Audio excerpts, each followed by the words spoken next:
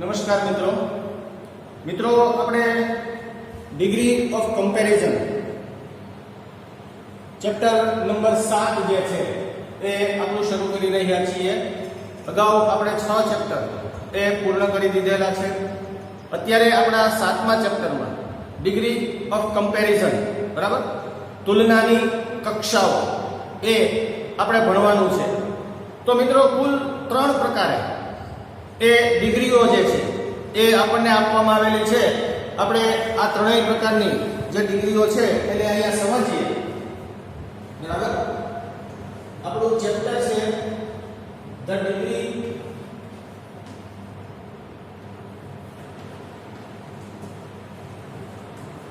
Of comparison.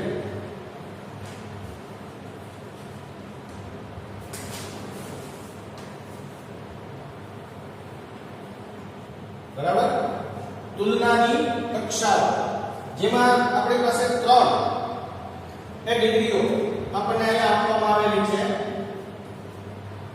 Positive, બીજી છે comparative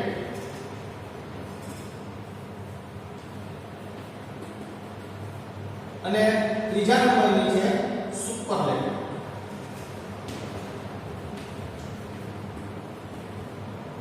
બરાબર, પોઝિટિવ ડિગ્રી એટલે સમાનતા દર્શક.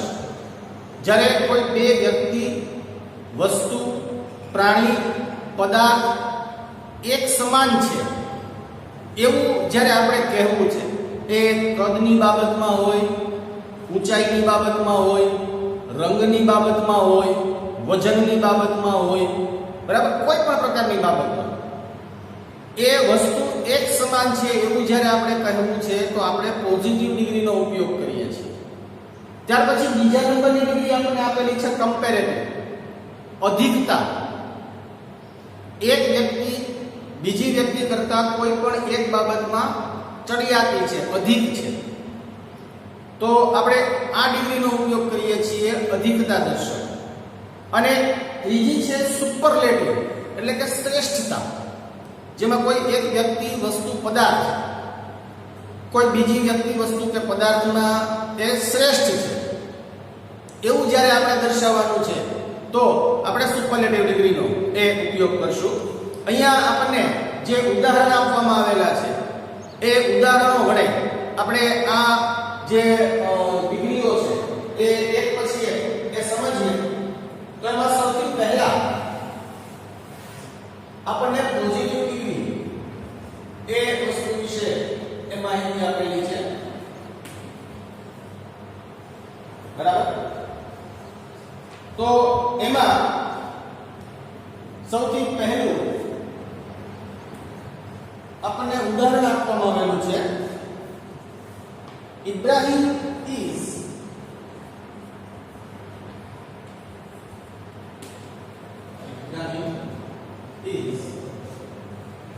as clever as Ahmad. મિત્રો, આ છે ને પોઝિટિવ ડિગ્રીની ઓળખ છે. શું? તો કે as ની વચ્ચે વિશેષણ, as અને એની વચ્ચે જ્યારે વિશેષણ છે એના મૂળ રૂપમાં મુકાયેલું તો એ વાક્ય એ પોઝિટિવ ડિગ્રીનું હોય. આ વાક્યમાં શું કહેવામાં આવ્યું છે કે ઇબ્રાહિમ અહેમદ જેટલો જ ચાલાક છે, ચતુર છે, બરાબર, હોશિયાર છે. ક્લેવર શબ્દના અર્થ આપણે ચાલાક, ચતુર, હોશિયાર એ પ્રકારના અર્થમાં લઈ શકીએ. બરાબર, તો બંનેની બુદ્ધિમત્તા એક સમાન આપવામાં આવેલી છે, એક સરખી આપવામાં આવેલી છે. બરાબર, પોઝિટિવ ડિગ્રીનું વાક્ય થયું. એવી જ રીતે આપણને બીજું વાક્ય આપેલું છે.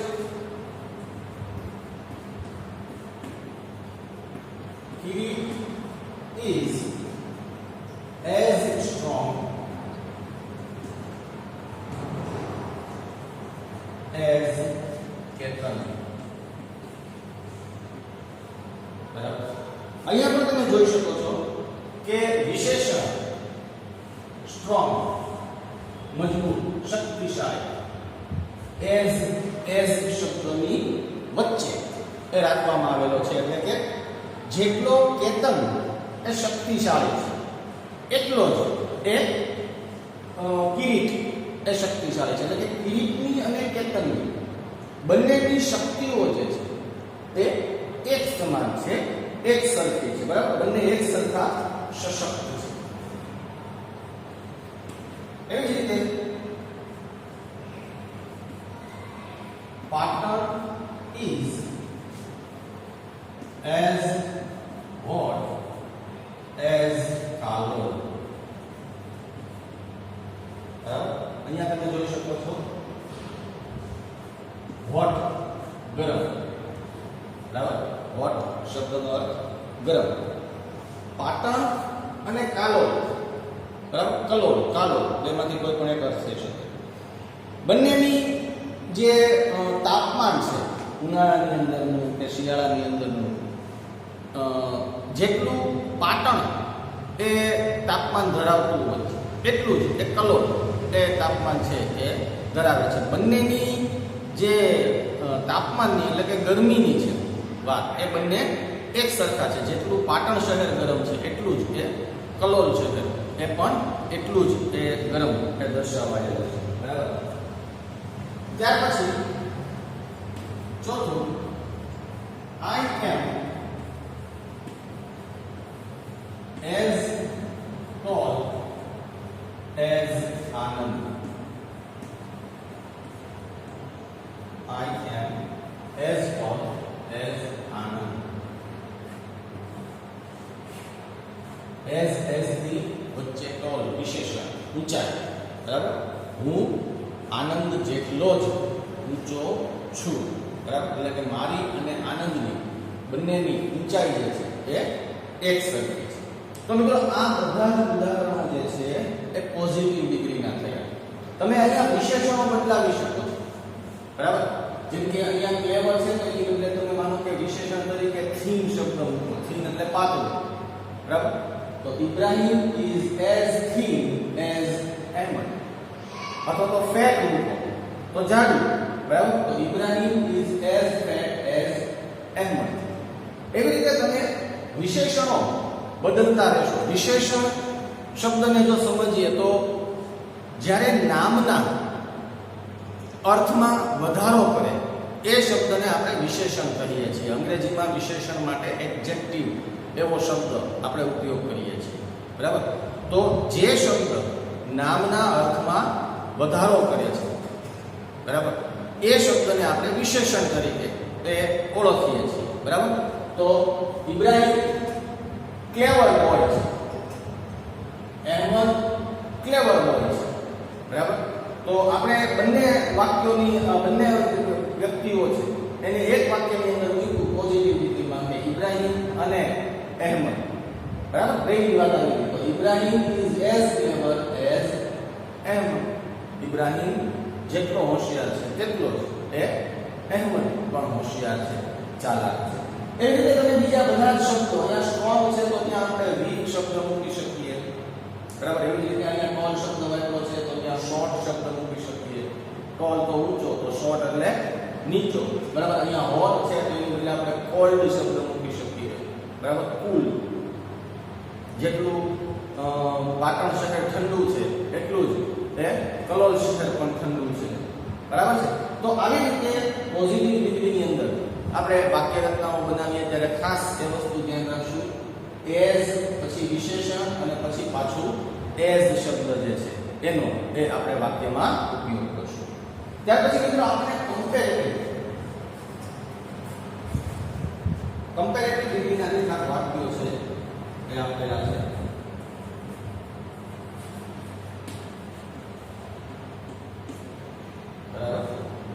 પહેલું કમ્પેરેટિવ ડિગ્રીમાં વાક્ય કઈ રીતે બને છે? અપૂર્વ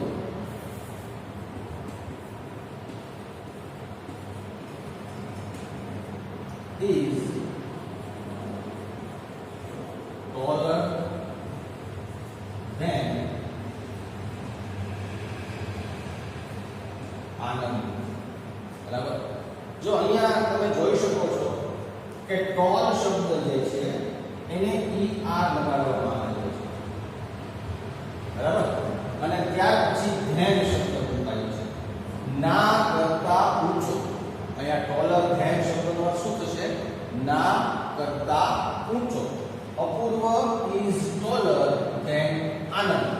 એટલે અપૂર્વ આનંદના કરતા ઊંચો છે, બરાબર. કમ્પેરેટિવ ડિગ્રીની વાત થઈ. આ વાત જે છે એ કેવી થઈ? કમ્પેરેટિવ ડિગ્રી, કે એક વ્યક્તિ બીજી વ્યક્તિ કરતા કોઈ એક બાબતમાં અધિક છે, વધારે છે, બરાબર.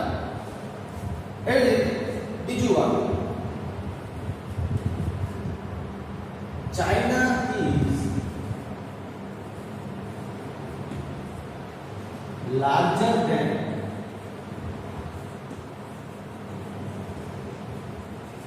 ઇન્ડિયા. બરાબર. China is larger than India. ER સાથે ધેન. બરાબર. ચીન ભારત કરતા મોટું છે, બરાબર. ચીન જે છે એ ભારત કરતા મોટું છે. તો અહીંયા એક વિસ્તાર, અહીંયા એક વ્યક્તિની સાથે એક વ્યક્તિ, અહીંયા એક પ્લેસ, જગ્યા કરીએ કે વિસ્તાર કરીએ, એની સાથે એક વિસ્તાર, એની તુલના. ત્યાર પછી ત્રીજું, India is smaller. India is smaller than China. અહીંયા તમે જુઓ, સ્મોલ શબ્દ છે એને આપણે ER લગાવ્યો અને એની સાથે ધેન, બરાબર. તો અહીંયા શું થયું? ભારત ચીન કરતા નાનું છે, બરાબર. બંને વાક્યો એક જ અર્થમાં થયા, પણ એક વાક્યમાં આપણે ચીન શબ્દ છે એને પ્રથમ કર્તા તરીકે લીધો, જ્યારે બીજા વાક્યમાં ઇન્ડિયા જે છે એને આપણે પ્રથમ કર્તા તરીકે લીધો. વાક્યનો અર્થ જે છે એ બંનેનો એક જ નીકળે છે કે ચીન છે એ મોટું છે અને ભારત છે એ નાનું છે, બરાબર. અને છેલ્લું ચોથું ઉદાહરણ આપણે આપેલું છે, પ્રમોદ ઇઝ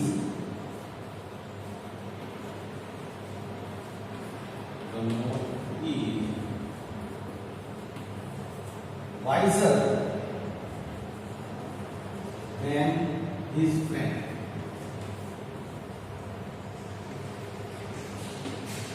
બરાબર. અહીંયા wiser માં માત્ર આ લાગેલો છે, વાઇઝ એટલે ડાય, બરાબર. પણ ખરેખર અહીંયા જોઈએ તો આપણે વિશેષણને ER એ લગાવવાનું, છેલ્લે E તો આપેલો જ છે વાઇઝના સ્પેલિંગમાં, એટલે આપણે માત્ર R એ શબ્દ લગાવ્યો અને ત્યાર પછી ધેન શબ્દ, બરાબર, એ આપણે લગાડી દીધો છે. તો Pramod is wiser than his friend. મિત્રો અહીંયા આપણે છે ને બે ડિગ્રી, પોઝિટિવ અને કમ્પેરેટિવ, એ ડિગ્રીઓ સમજવાની છે. સુપરલેટિવ ડિગ્રી એટલે ત્યારબાદ મિત્રો આપણે સુપરલેટિવ ડિગ્રી, બરાબર. અહીંયા કમ્પેરેટિવ ડિગ્રી જે છે એના આપણે ઉદાહરણ પૂર્ણ કર્યા. ત્યાર પછી આપણે અહીંયા બીજા નંબરની એ ડિગ્રી સમજીએ, સુપરલેટિવ, બરાબર છે. સુપરલેટિવ શ્રેષ્ઠતા એ દર્શક, બરાબર. સુપરલેટિવ ડિગ્રી જે છે એ શ્રેષ્ઠતા દર્શક ડિગ્રી તરીકે એ આપણે સમજવાની છે. તો એમાં આપણને ઉદાહરણ આપેલું છે, Ali is the cleverest boy. Ali is the cleverest boy. તમે જોઈ શકો છો મિત્રો અહીંયા કે વિશેષણની આગળ ધ અને એના અંતમાં est એવો શબ્દ જે છે એ લગાવવામાં આવેલો છે, બરાબર. ધ ક્લેવરેસ્ટ એટલે કે સૌથી હોશિયાર. અલી સૌથી હોશિયાર એ છોકરો છે, બરાબર. મારા ક્લાસની અંદર અલી સૌથી વધારે હોશિયાર એ છોકરો છે. એવી રીતે બીજું, Peter is the hottest town. બરાબર, તમે અહીંયા જોઈ શકો છો વોટ શબ્દની આગળ ધ અને est, વોટ ને જ્યારે est લગાવીએ ત્યારે છેલ્લો ટી જે છે એ બેવડાય છે.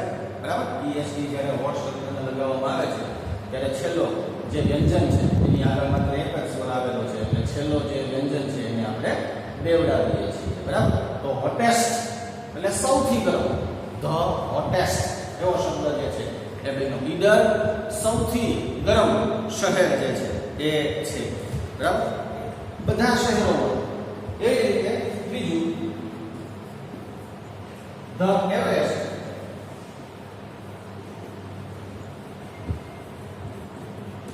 is the highest mountain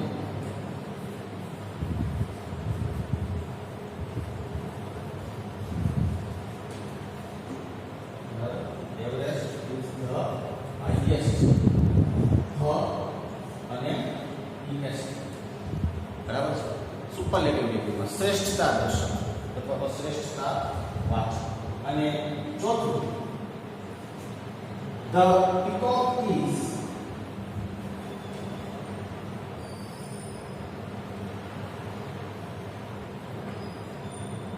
the most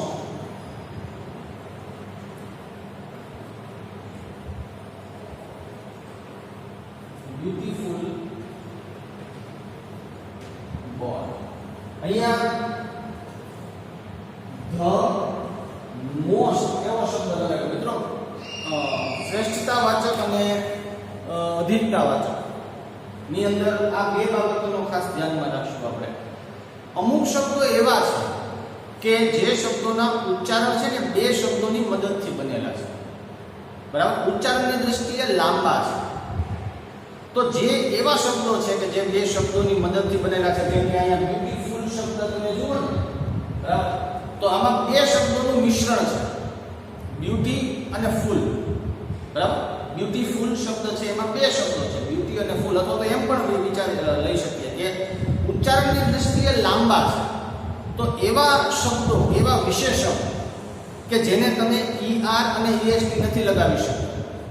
જ્યારે તમે એવા શબ્દોને કમ્પેરેટિવમાં યુઝ કરો તો તમે ત્યાં er ન લગાવી શકો. એવા જ પ્રકારે શબ્દોને તમે જો સુપરલેટિવમાં યુઝ કરો તો ત્યાં est ન લગાવી શકો. તો એવા સમયે શું કરવું? તો કે એવા સમયે જો એનું કમ્પેરેટિવ રૂપ બનાવવું છે તો એની આગળ મોર શબ્દ લગાવવામાં આવે. માનો કે આ peacock is the most beautiful bird છે, બરાબર, એને માનો કે અહીંયા લઈએ તો the peacock is beautifuler, એવું નહીં બને. બરાબર, બ્યુટીફુલર નહીં બને. તો અહીંયા આપણે શું કરવું પડશે? તો કે મોર બ્યુટીફુલ એવો શબ્દ જે છે એ આપણે યુઝ કરવો પડશે. બરાબર, એવી રીતે કોઈ વ્યક્તિની સરખામણી કરીએ તો વ્યક્તિમાં ખાસ એ વસ્તુને ધ્યાનમાં રાખશું આપણે કે જો કોઈ પુરુષની સરખામણી છે એની સુંદરતા માટે કરીએ છીએ તો ત્યાં હેન્ડસમ શબ્દ વાપરશું, ત્યાં બ્યુટીફુલ શબ્દ નહીં વાપરશું. અને કોઈ સ્ત્રી માટેની વાત કરીએ છીએ તો ત્યાં બ્યુટીફુલ શબ્દ વાપરશું, ત્યાં હેન્ડસમ શબ્દ નહીં વાપરશું. બરાબર, કોઈ પુરુષ માટે તમે બ્યુટીફુલ શબ્દ જે છે એ ન વાપરી શકો, એવી રીતે કોઈ સ્ત્રી માટે તમે હેન્ડસમ શબ્દ જે છે ન વાપરી શકો. આ વસ્તુને આપણે ખ્યાલમાં રાખશું. અને એ જ શબ્દોની આગળ પણ આપણે જો કમ્પેરેટિવ છે તો મોર શબ્દનો ઉપયોગ કરશું, અને જો સુપરલેટિવ છે તો ધ મોસ્ટ શબ્દ જે છે એનો યુઝ કરશું. તો અહીંયા the peacock is the most beautiful bird. બધા પક્ષીઓની સરખામણીમાં મોર સૌથી સુંદર પક્ષી છે. બરાબર છે. તો મિત્રો અહીંયા આપણું સુપરલેટિવ ડિગ્રી પણ એ કમ્પ્લીટ થાય છે. અને હવે આના રિલેટેડ જે રૂપ આપવામાં આવેલા છે, તમે પેજ ચેન્જ કરશો તો તમને ખ્યાલ આવશે. પેજ નંબર 28 ઉપર આપણને પોઝિટિવ, કમ્પેરેટિવ અને સુપરલેટિવ જે ડિગ્રી આપેલી છે એ ડિગ્રીની અંદર કયું સ્વરૂપ વિશેષણનું એ કેવી રીતે એ યુઝ કરવામાં આવે છે. બરાબર, એનું કમ્પેરેટિવનું રૂપ શું થાય છે, પોઝિટિવનું રૂપ શું થાય છે, સુપરલેટિવનું રૂપ શું થાય છે. એ ત્રણ સ્વરૂપો જે છે એ આપણને આપવામાં આવેલા છે. એ સ્વરૂપોને થોડાક વાંચી જવા જરૂર પડે તો જ્યાં જ્યાં જે શબ્દોના ગુજરાતી અર્થ આપણને નથી આવડતા એ ડિક્શનરીની મદદથી, પેન્સિલથી, બરાબર, ડિક્શનરીમાં એ શબ્દ જોઈ પેન્સિલથી એ શબ્દનું ગુજરાતી લખી નાખવું, જેથી કરીને વાક્ય તમે જ્યારે બનાવતા હો ત્યારે તમારે એ સરળતા રહે. નેક્સ્ટ લેક્ચરમાં આપણે આની એક્સરસાઇઝ જે છે એ સોલ્યુશન